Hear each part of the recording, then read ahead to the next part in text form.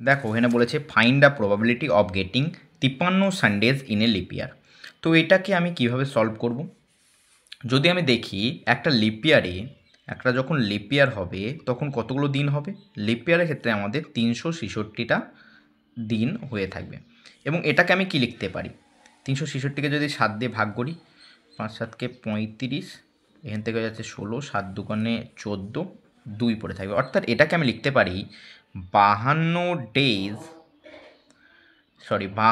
Week plus 2 days, এটা লিখতে পারছি। তাহলে আমি 52 উইক মানে এখানে বলতে পারি যে 52টা এখানে করে সানডেও থেকে থাকবে, 52টা এখানে কি থাকবে? সানডেও থেকে থাকবে। এই দুদিনের ওপর নির্ভর করবে কি? আর এই দুদিনের ওপর নির্ভর করবে যে 53টা সানডে কীভাবে হবে, তার প্রবাবিলিটিটা বের করতে বলেছে। তাহলে একটা জিনিস দেখো, এই দুদিনটা, এই 2 ডেজ মেবি কী হতে পারে? দুটো দিন হতে পারে তোমাদের সানডে মনডে হলো, বা হতে পারে মনডে টুইসডে হলো, বা হতে পারে টুইসডে ওয়েডনেসডে হলো, বা হতে পারে ওয়েডনেসডে থার্সডে হলো, বা হতে পারে থার্সডে ফ্রাইডে হলো, বা হতে পারে ফ্রাইডে স্যাটারডে হলো, স্যাটারডে সানডে হতে পারে।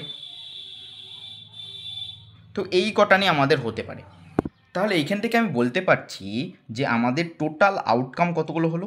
টোটাল আউটকাম আমাদের কতগুলো বেরোলো? টোটাল আউটকাম আমি দেখতে পাচ্ছি 1টা 2টো 3টে 4টে 5টা 6টা 7টা।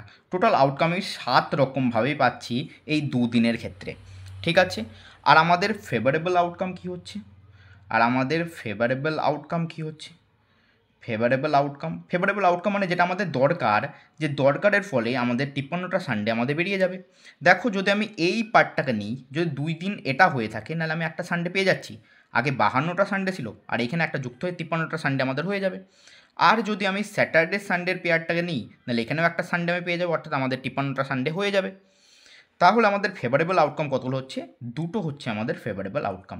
তাহলে প্রবাবিলিটিটা কী হয়ে থাকে? আমাদের জানি প্রবাবিলিটি হয়ে থাকে favourable outcome by total outcome. নাহলে কী হয়ে যাবে? 2/7 হয়ে যাবে এইখানকার একেবারে সঠিক অ্যান্সার। ধন্যবাদ।